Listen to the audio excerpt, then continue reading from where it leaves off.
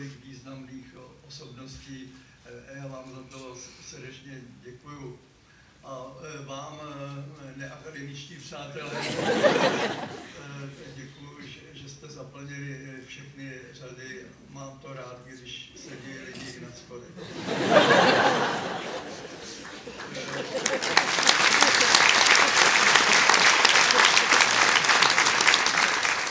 Taky mě těší, že tahle slavnost zachovává dekorum, je středověce důstojná, ale přitom se tu klikatí neustále humor jako neodbytný prvek.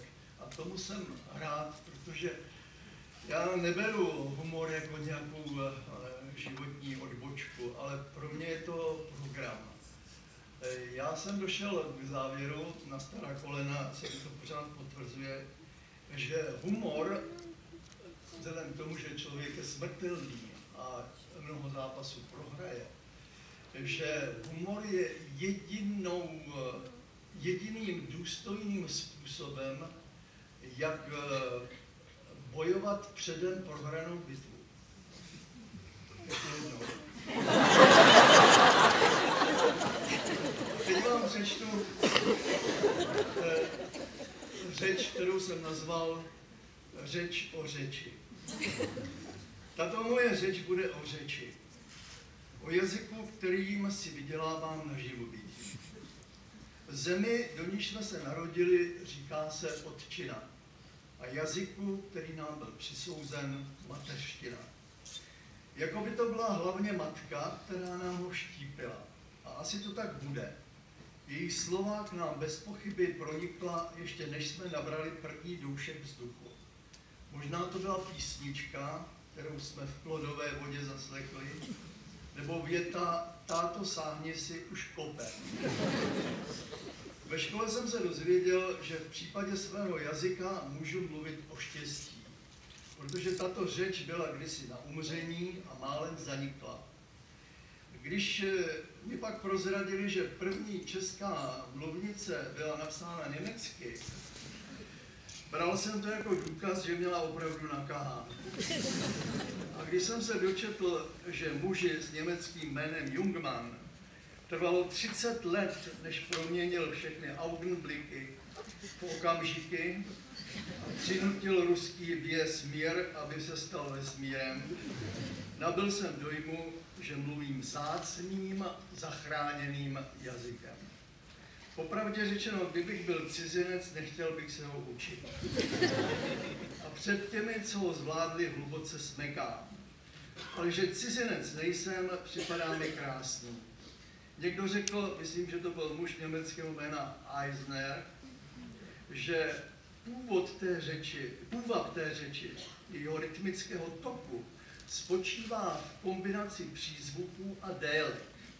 V tom, jak je neměnný přízvuk na první slabice slova neustále osvěžován nepravidelným výskytem slabik dlouhých a krátkých.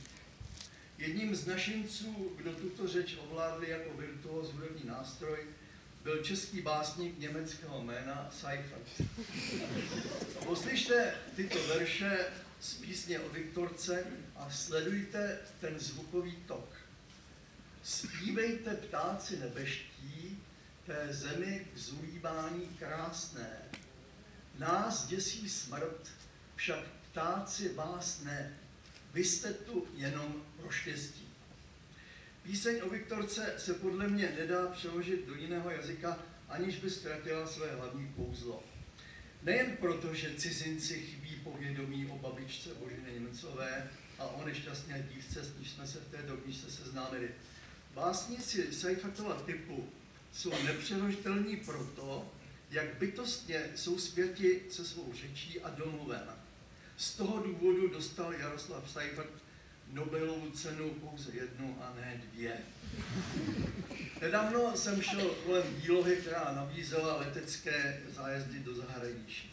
Anglicky tam nabízeli air tickets, německy Flugkarten a české letenky. A tu se mě zmocnila jazyková pýcha. Letenka byla nejlepší. Uvědomil jsem si, co všechno dokáže můj jazyk hravě vytvořit z toho základu let.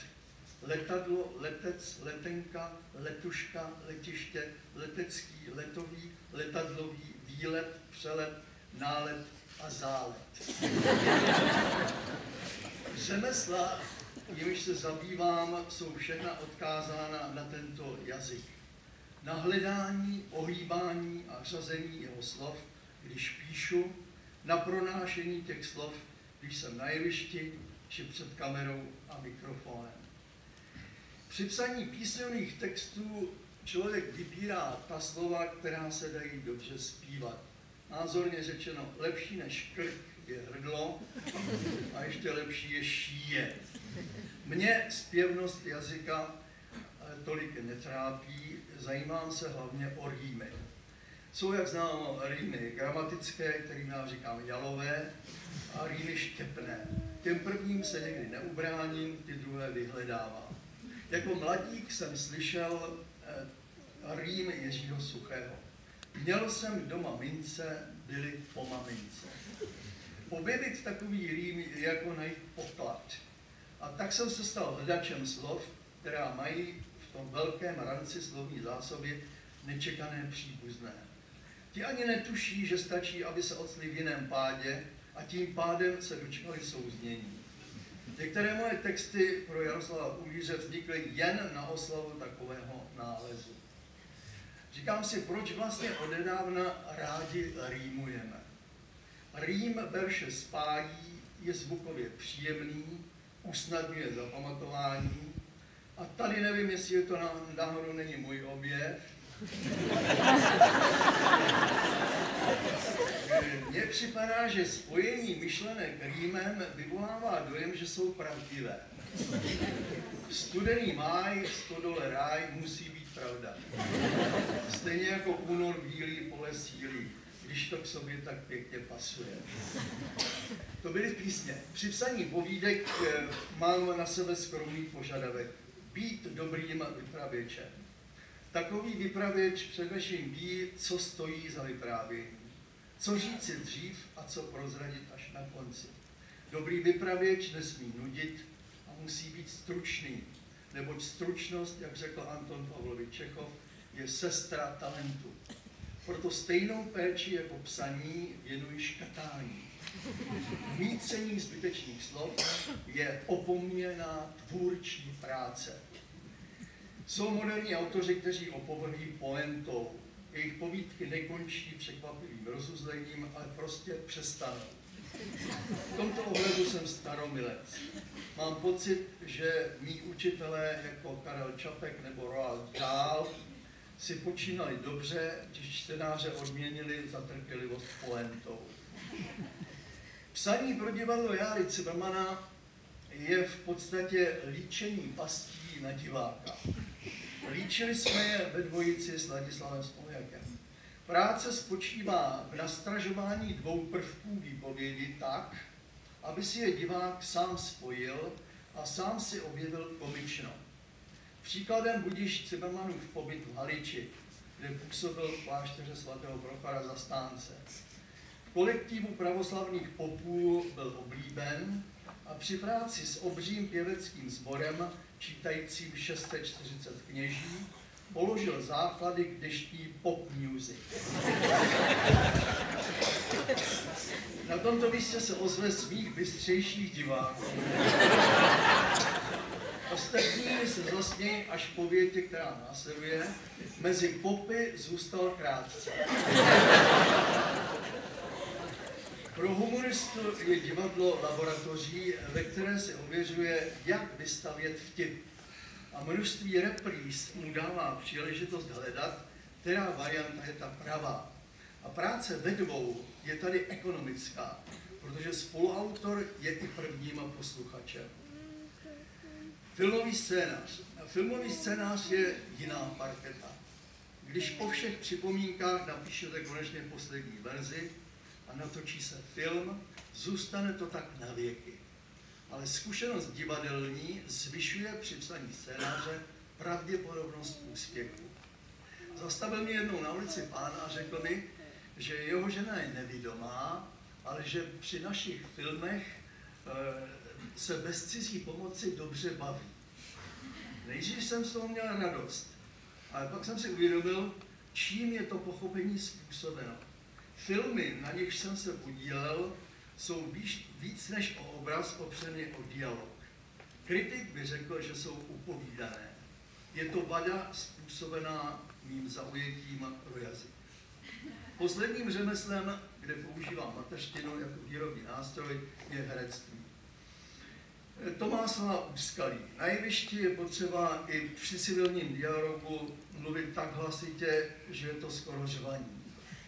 Není nic horšího, než když se z balkonu ozve divákovo nahlas. Pro mě, jako pro neškoleného herce se zastřeným hlasem, byla jevištní mluva ošidná tím, že všechny hlásky je potřeba vyslovit a přitom to nesmí působit jako deklamace. Před rozhlasovým mikrofonem a před kamerou můžete mluvit skoro jako doma. Někdo chce, aby se v rozhlase mluvilo spisovně.